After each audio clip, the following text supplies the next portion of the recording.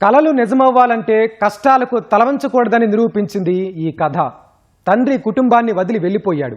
ఇంటి బాధ్యతలంతా తల్లిపై పడింది. అయినా అమ్మ భయపడలేదు. బట్టల దుకాణంలో పనిచేస్తూ పిల్లల భవిష్యత్తుకు బంగారు బాటలు వేసింది. కన్నీళ్లను గుండెల్లో దాచుకుని ముందుకు సాగింది. ఆ రోజు అమ్మ పడిన కష్టమే నేడు కుమారుణ్ణి శాస్త్రవేత్తను చేశాయి. అది కూడా జపాన్లో.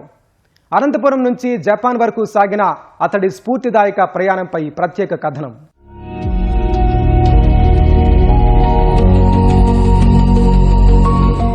మేము ఒక ఏజ్కి వచ్చిన తర్వాత ఇంట్లో అగ్గిపెట్టెలు ప్రేమ అని చెప్పేటోళ్ళు. అప్పుడు పుల్లలు పెట్టడము, చిన్న చిన్న పనులు చేసి మేము ఒక 50 రూపాయలు 60 రూపాయలు సంపాదించేటోళ్ళం నెలకి.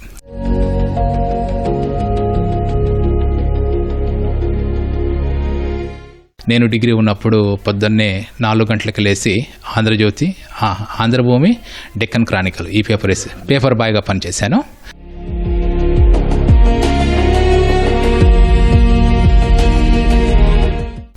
ఆఫ్టర్నూన్ కాలేజీ అయిన తర్వాత మళ్ళీ ఈవినింగ్ ఇంట్లో ట్యూషన్లు చెప్పడం పిల్లలకి. అట్లా చదువుకొని మేము ఈ స్టేజ్కి వచ్చామండి.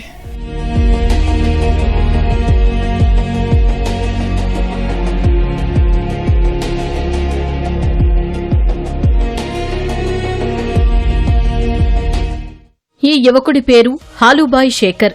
అనంతపురం జిల్లా ఎద్దులగేరి స్వస్థలం. తల్లి నాగేశ్వరీబాయ్. శేఖర్ చిన్నతనంలోనే తండ్రి కుటుంబాన్ని వదిలి వెళ్లిపోయాడు. అప్పటినుంచి బిడ్డల బాగోగులన్నీ తల్లే చూసుకుంది. 2 పిల్లలకు మంచి భవిష్యత్తివ్వాలని రాత్రి పగలు కష్టపడింది. బట్టల దుకాణంలో 300 రూపాయలకు ఉద్యోగంలో చేరి ఆ డబ్బుతోనే పిల్లలను చదివించింది. సో మా అమ్మ వచ్చేసేసి మమ్మల్ని, నన్ను మా అక్కని పెంచి పెద్ద చేసింది. సో మా అమ్మ, నేను 9 ఏళ్ల వరకు మా అమ్మ వచ్చేసేసి ఇంట్లో ప్రైవేట్ చెప్పేది చిన్నపిల్లలకు పొద్దున సాయంత్రం.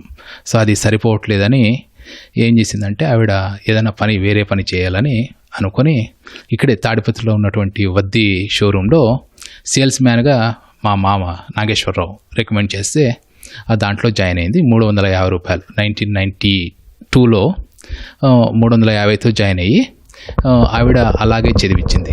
నెక్స్ట్ మా ఇంట్లో చిన్నప్పుడు మా అవ్వ గ్రైండర్ వేసేది, దోశ పిండి, ఇడ్లీ పిండి అది వేసి చిన్న అమౌంట్.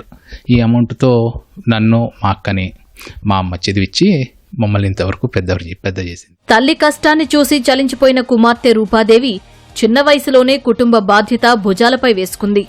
ఒకవైపు చదువుకుంటూనే ఇంటి వద్ద పిల్లలకు ట్యూషన్లు చెబుతూ ఖాళీ సమయాల్లో వీధి చివర ఉన్న అగ్గిపెట్టెల పరిశ్రమలో కూలీగా పనిచేసేది.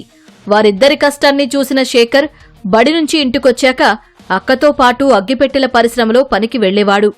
అలా వచ్చిన డబ్బుతో శేఖర్ తిరుపతి ఎస్వి యూనివర్సిటీలో పీజీ ఫిజిక్స్ పూర్తి చేశాడు. అగ్గిపెట్టెల పరిశ్రమలో పనిచేసి మేము ఒక 50-60 రూపాయలు నెలకి సంపాదించేటోళ్ళం. అది కూడబెట్టుకొని వచ్చిన దానికి ప్రైవేట్ మేము చదువుకోవడానికి యూజ్ చేసేటోళ్ళము. 10th క్లాస్ సెలవుల్లో నేను ఇక్కడే చెన్నకేశవ మెడికల్ స్టోర్లో వాళ్ళ ఏజెన్సీ ఉండేది. వాళ్ళ ఏజెన్సీలో ఒక మొత్తం ఈ ఏజెన్సీ గూడ్స్ ప్రతి ఒక్క షాపుకి రిక్షా తొక్కుకుంటూ వేసి వచ్చేటోళ్ళం. నెక్స్ట్ ఆ వచ్చిన డబ్బులతో మళ్ళా చదువుకోవడానికి తీసిపెట్టడము, లేదంటే ఏదైనా తినడానికి మా ఇంట్లో ఇచ్చేటోళ్ళం. నేను డిగ్రీ ఉన్నప్పుడు పొద్దున్నే 4 గంటలకు లేచి ఆంధ్రజ్యోతి, ఆంధ్రభూమి, డెక్కన్ క్రానికల్ ఈ పేపర్ బాయ్గా పనిచేశాను. సో మళ్ళీ వచ్చేసేసి ఇది ఆంధ్రభూమి, నెక్స్ట్ డెక్కన్ క్రానికల్ ఇది 8 o'clock అయిపోతూనే నెక్స్ట్ హిందూ పేపర్ వేసేటోండి నేను. మళ్ళీ అది ఒక 150 రూపీస్ ఇచ్చేటోళ్ళు. ఇది మొత్తం 10 o'clock వరకు చేసేటోడిని. 10 o'clock అయిన తర్వాత మళ్ళీ కలెక్షన్ చేయడానికి పేపర్ అమౌంట్ వెళ్ళేటోడిని. నెక్స్ట్ ఆఫ్టర్నూన్ కాలేజీ అయిన తర్వాత మళ్ళీ ఈవినింగ్ ఇంట్లో ట్యూషన్లు చెప్పడం పిల్లలకి. అట్లా చదువుకొని మేము ఈ స్టేజ్కి వచ్చామండి. డాక్టరేట్ లక్ష్యంగా హైదరాబాద్ సెంట్రల్ యూనివర్సిటీలో పీహెచ్డీ సీటు సంపాదించి 2013లో పూర్తి చేశాడు శేఖర్. తర్వాత జపాన్లోని ప్రముఖ సెమీకండక్టర్ పరిశోధన సంస్థలో శాస్త్రవేత్తగా చేరాడు. 12 ఏళ్లుగా జపాన్లో స్థిరపడ్డ Shekhar Germany, France, Belgium, Netherlands, Malaysia వంటి దేశాల్లో పరిశోధనలు చేస్తున్నారు. కంటి రెటీనా 50% దెబ్బతిన్న వారికి చూపు తీసుకువచ్చే 3 డైమెన్షనల్ చిప్ పరిశోధనలో కీలక పాత్ర పోషించాడు శేఖర్. 2007 నుంచి 2013 వరకు university of Hyderabad, central university హైదరాబాద్లో నా పిహెచ్డీ అయిపోయింది. నేను లేజర్ ఫిజిక్స్ మీద పిహెచ్డీ చేశాను. పిహెచ్డీ చేసిన తర్వాత 2013 మార్చి అయిన తర్వాత 2013 ఏప్రిల్లో నాకు చాలా చోట్ల వచ్చాయి. అమెరికాలో Illinois university, Europe, south Korea, Japan. కానీ నేను జపాన్ని ఎందుకు చూస్ చేసుకున్నాను అంటే ప్రాజెక్ట్ వచ్చేసేసి వెరీ అడ్వాన్స్డ్ ప్రాజెక్ట్. అందుకు జపాన్కి వచ్చేసి చూస్ చేసుకొని 2013 ఏప్రిల్లో నేను తోహోకు యూనివర్సిటీలో జాయిన్ అయ్యాను. Tohoku university number 1 university in Japan. ఎందుకంటే రీసెర్చ్ ఓరియంటెడ్ చాలా బాగున్నాయి. ఫెసిలిటీస్ అన్నీ వరల్డ్ క్లాస్ ఫెసిలిటీస్ చాలా బాగున్నాయి. అక్కడ 2013 నుంచి 2014 ఆగస్టు వరకు అక్కడ వర్క్ చేసిన తర్వాత అక్కడ ఉన్నటువంటి ప్రొఫెసరు నన్ను రికమెండ్ చేశాడు. AIST అనేటువంటి నేషనల్ ఇన్స్టిట్యూట్కి నన్ను రికమెండ్ చేశాడు. అక్కడ ప్రొఫెసర్ మిచియో కొండో అనే ఆయన్ని నన్ను ఇంట్రొడ్యూస్ చేశాడు. ఆయన నన్ను AISTలో రీసెర్చ్ సైంటిస్ట్గా 5 years నా కాంట్రాక్ట్ ఇచ్చాడు ఆయన. ఒకరి కోసం ఒకరు కష్టపడుతూ జీవితంలో ఉన్నత స్థాయికి చేరుకున్నారీ అక్కా తమ్ముళ్ళు. రూపాదేవి అమెరికా, మలేషియాల్లో IT ఉద్యోగాలలో చేరగా శేఖర్ జపాన్లో శాస్త్రవేత్తగా స్థిరపడ్డాడు. అప్పట్లో తమ్ముడి కోసం రూపాదేవి పడిన కష్టాన్ని మనతో పంచుకున్నారిలా. చదువులంతా కూడా ఒకరు జాబ్ చేస్తే ఒకరు చదువుకోవడం అన్నది జరిగింది సార్. డిగ్రీలో జాబ్ చేస్తాను కరెక్టే, బట్ MCAలో జాయిన్ అయినప్పుడు అంటే మాకు నెలకు పంపించడానికి డబ్బులు నాకు చాలా కష్టంగా ఉండేదన్నమాట. అప్పుడు మా తమ్ముడు తను జాబ్ చేస్తాను, నేను చదువుకోను, ఇప్పుడు నువ్వు వెళ్ళు చదువుకోవడానికి అని చెప్పి నాకు MCAకి జాయిన్ చేశారనమాట.